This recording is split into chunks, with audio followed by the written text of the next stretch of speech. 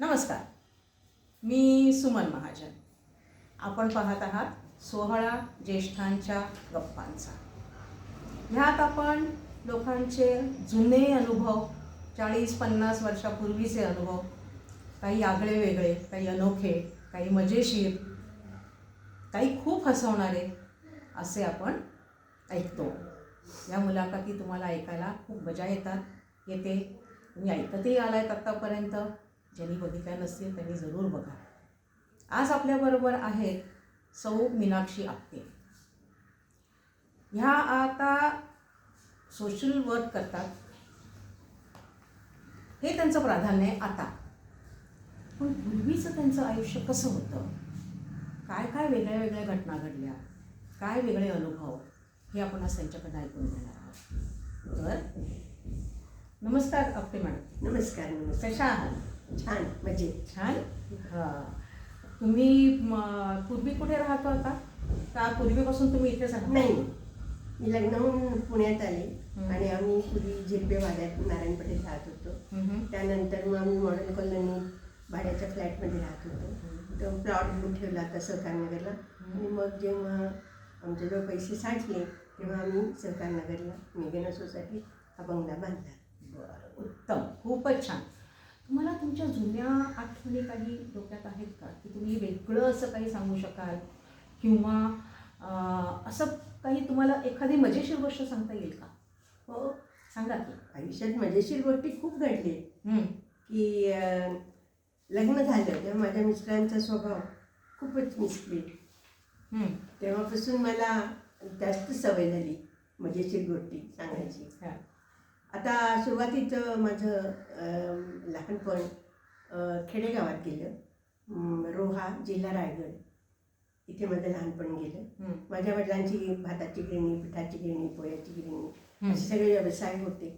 आणि भावंडांमध्ये माझा 4था नंबर. पहिली मोठी बहीण, मग 2 भाऊ, मग मी, आणि मग माझी एक धाकटी बहीण. आणि मुलींना शिकवण्यासाठी तसं वातावरण नव्हतं घरामध्ये, त्यामुळे मला शाळेत पण उशिरा घातलं. शेवटी जेव्हा एकदा आमची ताई, माझी मोठी बहीण, तिने मला घरी लिहायला वाचायला शिकवलं आणि मी बाजारपेठेतनं येता जाता तिथल्या पाट्या वाचायला लागले. तेव्हा आमच्या शेजारच्या नेनेबाई म्हणाल्या, त्या प्रायमरी स्कूलच्या हेडमिस्ट्रेस होत्या, त्या माझ्या वडिलांना म्हणाल्या, अहो हिला लिहिता वाचता येते, घरात बसून शाळेत घाला ना, नाही तर मी घेऊन जाते तिला शाळेत. त्यावेळी घेऊन जा. आणि त्यांनी माझं नाव शाळेत घातलं आणि माझं शिक्षण सुरू. अरे वा, अरे नाहीतर राहिलं असतं. अजून सावकाश घालू शाळेत, काय घाई आहे शाळेत जायची, घालू सावकाश, असं होतं. आणि मग शिक्षण माझं सुरू झालं. त्यानंतर मी SSC झाली. मग वडील म्हणाले, आता 18 पूर्ण झाली की तुझं लग्न करून टाकणार, कारण मोठ्या बहिणीचंही असंच केलं, 18 पूर्ण झाल्यावर लग्न. त्यामुळे मग पण माझी मेहुणे आली मध्ये, ती म्हणाली नाही तिला शिकवा. मग मला 2 वर्ष अलिबागचं कॉलेज आणि त्यानंतर पुण्यात SP कॉलेजला मी आले. अजून काही एखादं वेगळं काही सांगा. लहानपणी आम्ही खेळायचो. आमच्या घरी दारात विहीर होती. विहिरीच्या काठावर उभं राहून बेडकांना दगडमार वगैरे. कुठे? रोहा, रायगडला. रायगड जिल्ह्यात रोहा गावी. आणि असंच एकदा आम्ही तो बघ बेडूक, ते बघ कासव असं करत असताना माझा बूट पडला विहिरीत. आणि मग गेला, तो तळालाच गेला बूट. आणि त्यापासून मला मग लहानपणी सिंड्रेला चिडवत असे. बरं, बुटच गेला पाहिजे, काढता नाही आला, तो पार तळात गेला. आणि मग आता एका बुटानेच घरी गेला. नाही, घर काय, घराच्या मागच्या बाजूलाच विहीर होती. त्यामुळे मग तो बूट त्यामुळे आताही तुम्हाला सिंड्रेला म्हणायला हरकत नाही. अरे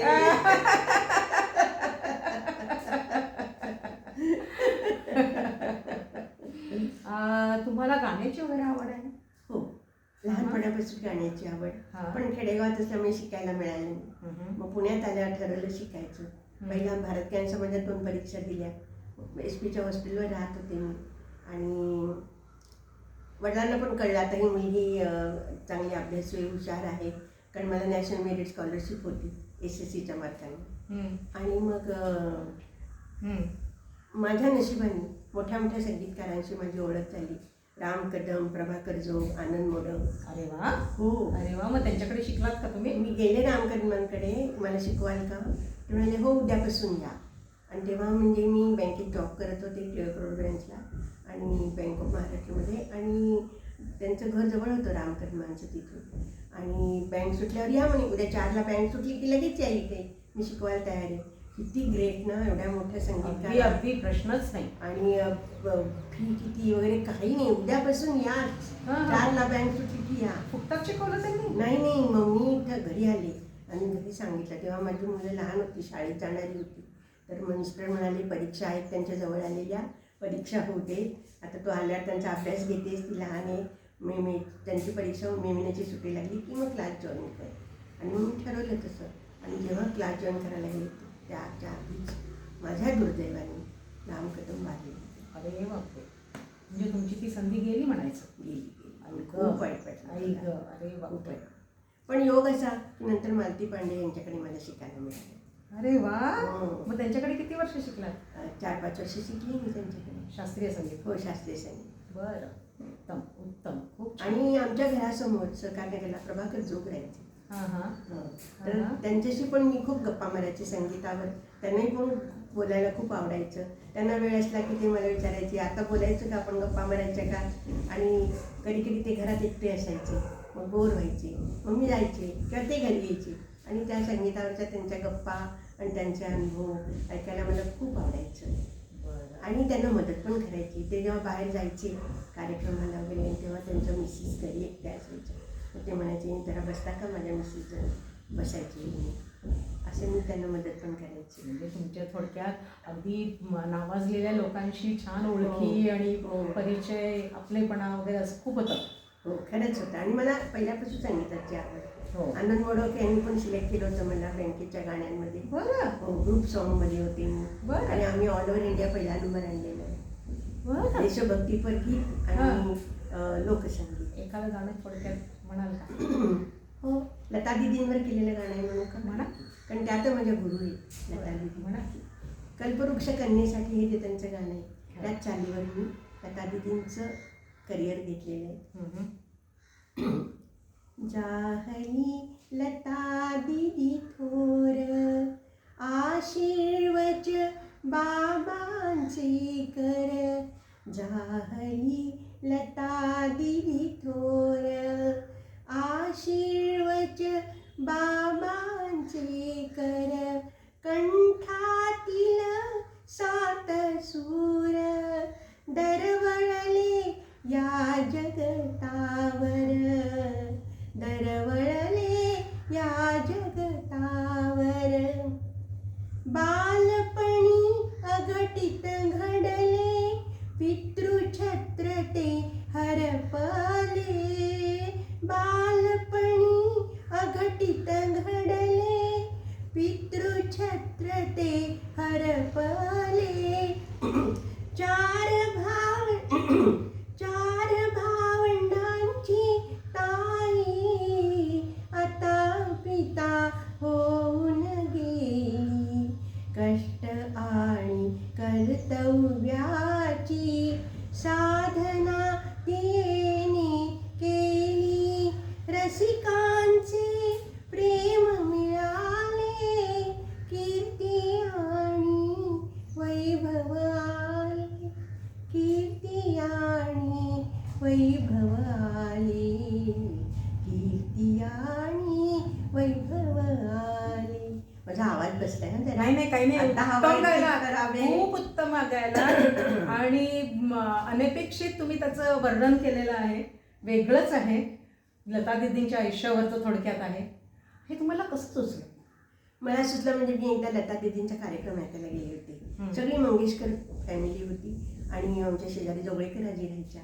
त्यांच्या ओळखीमुळे मला तिकीटं मिळाली आणि पहिल्या लाईनीत बसायला मिळालं. आणि त्यानंतर मी घरी आले. घरी आल्यावर कार्यक्रम बघून मला इतकी भारावून गेले होते त्यांच्या व्यक्तिमत्वाने की मी आल्या रात्री 12-12:30च्या सुमारास हे गाणं लिहिलेलं. अरे वा, सुचलं तुम्हाला? खूप वर्ष झाली याला. सुचलं तुम्हाला? हो. हां. हो. बरं. असं मला सुचतं. मी मराठी गाण्यांच्या चालीवर खूप कविता, गाणी, विडंबनं, बारसे.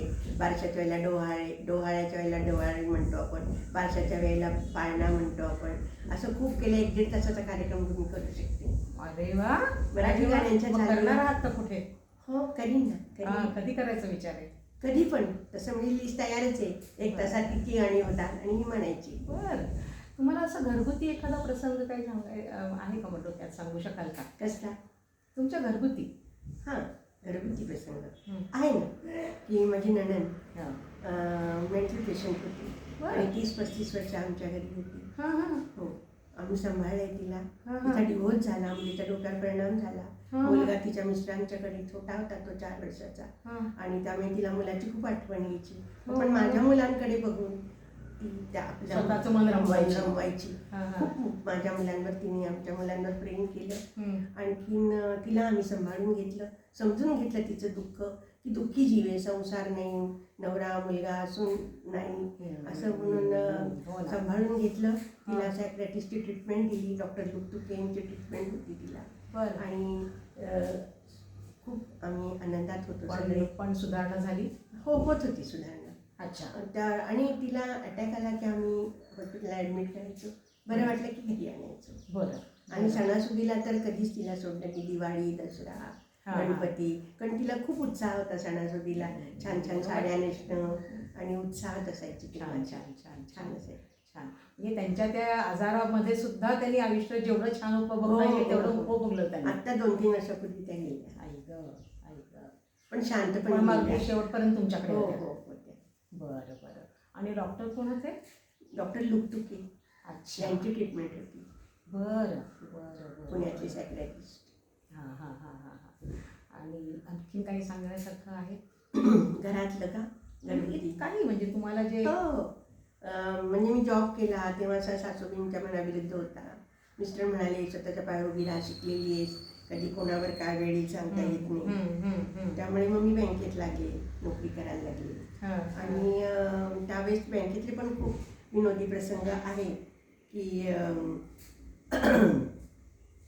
चिकट नाणी होती. एकदा एका ब्रांचमध्ये काम करत होते, तिथे शनी मारुती मंदिर होतं जवळ आणि उत्सवामध्ये एवढी नाणी आली होती की ती सगळी चिकट शेंदूर आणि तेल लावलेली. तर मग आता करायचं काय त्याचं? मग आम्ही पण त्यांनी धुवून नाही दिली तुम्हाला? नाही, ते म्हणाले असेच भरतो आम्ही दरवर्षी नाणी.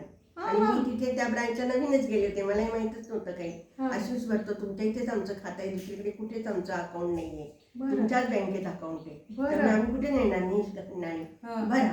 मग भरलं. मग मॅनेजरला विचारलं काय करायचं? ते म्हणाले तुम्ही बघा आता. ते मी अकाउंटंट होते आणि मॅनेजर म्हणाले आता तुम्ही तिकडचं सगळं तुम्ही बघायचं. त्यांनी जबाबदारी नाही घेतली, तुम्ही बघा काय करायचं.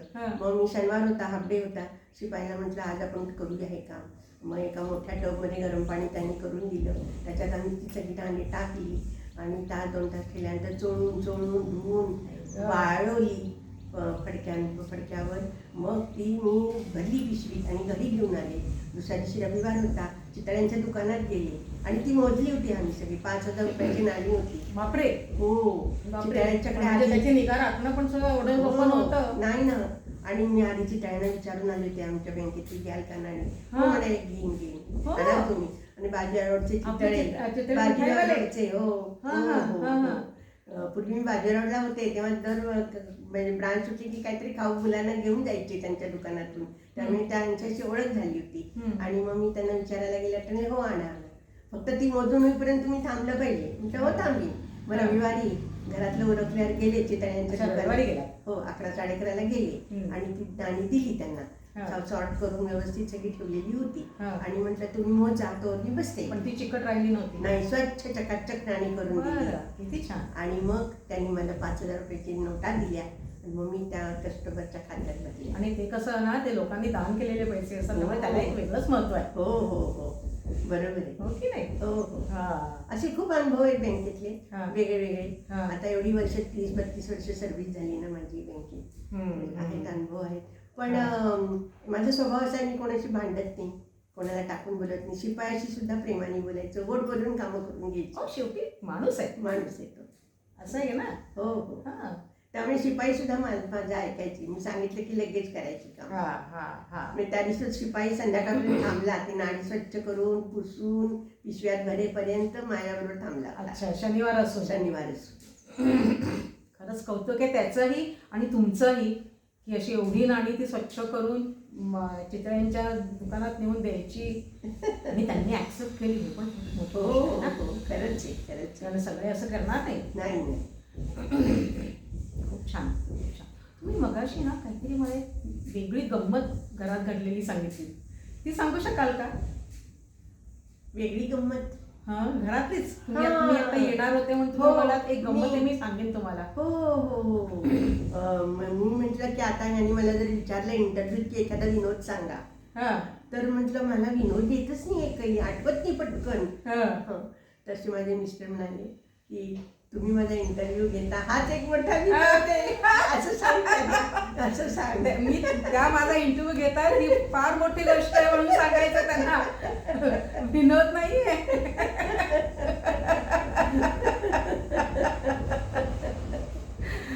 ते म्हणाले मला कसं सिलेक्ट केलं तुम्ही इंटरव्ह्यूसाठी, हाच मोठा विनोद आहे असं सांग. मिस्टर खूप विनोदी आहे, चेष्टेखोर, मस्करी करणारे आणि त्यामुळे घरामध्ये हसत जास्त खेळतं, छान किती वातावरण छान राहतं. किती छान. अजून एखादं काही छोटंसं सांगू शकाल का? हो छोटंसं असं म्हणजे की आता कसं आहे की आता हे रिटायर्ड लाईफ आहे आणि मला बोलायला खूप आवडतं आणि इथं घरात मुलाचा त्याचा बिझनेस आहे, सून म्हणजे कथ्थक डान्सर आहे, ती खूप बिझी आहे, तिच्याकडे खूप स्टुडंट्स आहेत, नाच शाळेत जाते दिवसभर, तर बोलायचं कोणाशी? तर आमची स्वयंपाकाची बाई जी आहे, सकाळी एक येते संध्याकाळी एक येते, त्यांच्याशी मी घरात कामं करते, मी पण एकीकडे काम करत असते आणि एकीकडे त्यांच्याशी गप्पा मारत असते आणि त्या इंटरेस्ट घेऊन माझ्या गप्पा ऐकत असतात, माझ्या जुन्या आठवणी, माझे जुने जुनी अशी अनुभव. एखादी सांगा ना आठवण.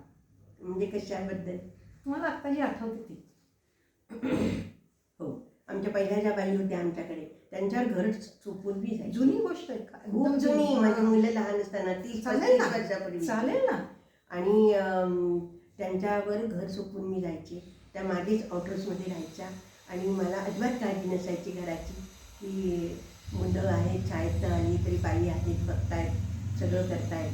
आणि एक दिवस ते किल्ली विसरली, मुलाची घराची किल्ली विसरली, तर ते बाईंच्या घरात छोट्याशा मुलं राहिली आणि मी बँकेतून येईपर्यंत बाईंनी त्यांची काळजी घेतली व्यवस्थित. उत्तम. तुमच्या मिस्टरांचा मला इंटरव्ह्यू घ्यायचा आहे. नक्की नक्की म्हणजे घ्या. छान अगदी मजेशीर किंवा वेगळे अनुभव ऐकायला मिळतील अशी अपेक्षा करते मी. अगदी बरोबर. कधी संधी मिळते बघूया, तेव्हा मात्र मी करणार अजून आहे. एक आमच्या बाईंचा अनुभव सांगते की मागेच राहायच्या हाऊसमध्ये एकदा रात्री मिस्टर गेले होते टूरवर, आणखीन एक म्हातारी बाई आली आणि तिने रात्री साधारण 10 वाजले होते, जेवणं करून झोपायच्या वेळेचं, आणि म्हणाली मी पावसात भिजली खूप, मला आधार देतं का आजच्या दिवस रात्री, मी कुठे जाऊ, मागे जनता वसाहतीत राहते, उद्या सकाळी उठून जाईन. तर मला खूप भीती वाटली, बे कोण बाई आहे आणि काय आहे, पण म्हणजे लक्ष्मी असली तर, साक्षात लक्ष्मी असली आणि मीच तिचं दार उघडलं नाही तर ती रागवेन माझ्यावर, आपण काहीतरी उपाय करूया, मुलंही लहान नव्हती दोन्ही. तर म्हणजे ह्या बाईला मग आमच्या बाईंना उठवलं, मी बाई आणि त्यांचे मिस्टर ते माळीकाम करायचे, वॉचमन होते, त्यांना म्हटले असं असं आहे तुमच्या घरात देता का असं रात्रीला? हो हो देतो की म्हणाले. मग आमच्या बाईने त्यांची साडी दिली तिला नेसायला, त्यांनी जेवायला घातलं आणि रात्रभर ती त्यांच्या घरी राहिली आणि सकाळी उठून ती तिच्या घरी गेली. तर असे जुने अनोखे अनुभव आणि हे फार क्वचित असतात. खरंच क्वचित. आणि प्रत्येकाच्या आयुष्यात वेगळं वेगळं काहीतरी होत असतं आणि ते अनुभव ऐकण्यात एक वेगळी हे गंमत आहे. खरंच आहे गंमत. किंवा काही ऐकल्यावर सुद्धा आपल्याला धडधडतं, हो पण तेही अनुभव छान असतात. हो हो हो की नाही? खरंय. समजून घेणं समोरच्याला की त्यांच्या आयुष्यात काय घडलंय हे असं वेगळी मजा आहे. आज आपण सौ मीनाक्षी आपटे यांच्याशी 4 गप्पा केल्या, त्यांच्या आयुष्यातल्या 4 घटना समजून घेतल्या. तुम्हाला मजा आली असेल नक्कीच. असेच अनुभव आपण यापुढील मुलाखतींमध्ये सुद्धा आपण घेणार आहोत, ऐकणार आहोत. वेगवेगळ्या लोकांच्या मुलाखती होतील. तर माझ्या ह्या 16 ज्येष्ठांच्या गप्पांच्या ह्या चॅनलवर माझे सगळे इंटरव्ह्यू बघा, आनंद घ्या, सबस्क्राईब करा, शेअर करा, लाईक करा आणि तुमचे कमेंट्स जरूर पोस्ट करा. तुमच्या कमेंट्सची मजा वेगळीच असणार आहे. परत येईन माझ्या नवीन एका व्हिडिओबरोबर, नवीन एका मुलाखतीबरोबर. तोपर्यंत मला एक छोटी गोष्ट करायची आहे. खरंच तू किती छान काम करतेस ग, खरंच. कारण ज्येष्ठांना बोलायला मोकळं करतेस तू आणि आमचे अनुभव आम्हाला सांगायला संधी मिळते याच्यासाठी. खूप हे- छान चांगलं काम करते. थँक्यू. खूप धन्यवाद. थँक्यू. खूप खूप हे 16 ज्येष्ठांच्या गप्पांचा कडून तुम्हाला एक छोटंसं टोकन स्वीकारा. आणि आणि अरे वा. हे आहे जांभळाचं झाड आणि अरे रोप आहे. बरं बरं. हां, केअर फाउंडेशन हे आपल्या पुण्यात एक संस्था आहे हां की जे पर्यावरणावरती NGO चालवतात. बरं. त्यांच्याकडून हे आहे. हे झाड लावा थँक्यू. आणि मला सांगा पुढे काय होतं, किंवा मी त्यांचा नंबर देईन तुम्हाला. बरं बरं. ओके. चालेल चालेल. सध्यापुरतं धन्यवाद. लवकरच भेटूया नवीन एका मुलाखतीबरोबर. थँक्यू.